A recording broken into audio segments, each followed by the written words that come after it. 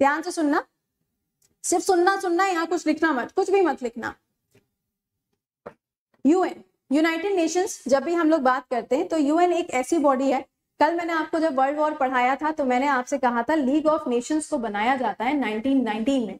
यही league of nation इसलिए बनाई जाती है कि आने वाले समय में दूसरा वाला विश्व युद्ध ना हो, और दूसरा वाला विश्व युद्ध तो हम लोग आज पढ़ने ही वाले हैं। इसका मतलब क्या होगा कि भैया विश्व युद्ध तो हुआ ही हुआ था। अब यूएन के अंदर क्या होती है, वोटिंग हुई है, ठीक है, कल वहां पर वोटिंग हुई है। यूनाइटेड नेशन सिक्योरिटी काउंसिल के अंदर ये जो वोटिंग का आयोजन किया गया, इसके अंदर टोटल 15 देशों ने पार्टिसिपेट किया।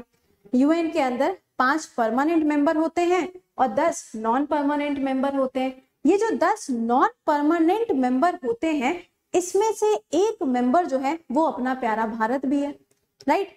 आने वाले समय में इंडिया को जापान रिप्लेस करेगा। लेकिन कल भाई वोटिंग की गई। अब ये जो वोटिंग की गई, यहाँ पे इंडिया ने भी वोट किया।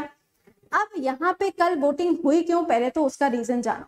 यहाँ पे वोटिंग की गई, रशिया और यूक्रेन के अंदर ये जो क्राइसिस चल रहा है, इस क्राइसिस को 6 महीने पूरे हो चुके हैं, और साथ ही साथ में ये जो यूक्रेन है इसको आजाद हुए 31 ईयर्स पूरे हो गए, जिसके चलते यहाँ पे वोटिंग की गई कि क्या रशिया को वहां से अब क्विट कर देना चाहिए, या फिर ये जो सारी चीजें हैं इसके ऊपर बाकी देशों को अब एक्शन लेना चाहिए। ये बातें जो हैं, ये बातें यहाँ से निकल के आती हैं, ठीक है। अब यहाँ पे बोला गया कि चलो भैया इस बात पे वोटिंग करा लेते हैं कि रशिया को हटना चाहिए कि नहीं हटना चाहिए। यूक्रेन के जो राष्ट्रपति हैं उनको यहाँ पर यूएन के अंदर बोलने का मौका देना चाहिए कि नहीं देना चाहिए, इस पे हो गई वोटिंग। भाई साहब खेल हो गया। खेल क्या हुआ, रशिया को हमेशा लगता था कि जो इंडिया है वो हमेशा रशिया के साथ में खड़ा रहेगा, ऑब्वियस सी बात है, आज तक यही हुआ है।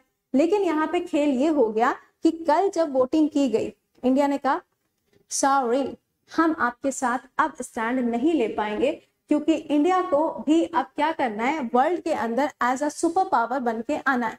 इंडिया ने इस बार कह दिया ना, हम तुम्हें वोट नहीं करेंगे। तो यहाँ पे टोटल 15 देशों की वोटिंग हुई ना, 5 परमानेंट और 10 नॉन परमानेंट। इनमें 13 देश ऐसे थे जिन्होंने बोला कि रशिया गलत कर रहा है, और यूक्रेन के जो राष्ट्रपति हैं उनको यूएन के अंदर बोलने का पूरा अधिकार देना चाहिए। ये 13 देशों ने बोला, ठीक है, जिसके अंदर इंडिया भी था।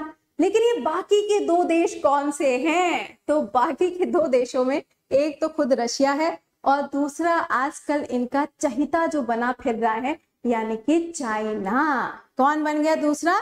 दूसरा बन गया चाइना। तो ये 2 कंट्रीज थी जिन्होंने क्या किया, वोट नहीं किया। लेकिन बाकी जो है इन सब ने यहाँ पे वोट किया, और रशिया के अगेंस्ट में इन्होंने वोट किया है, राइट।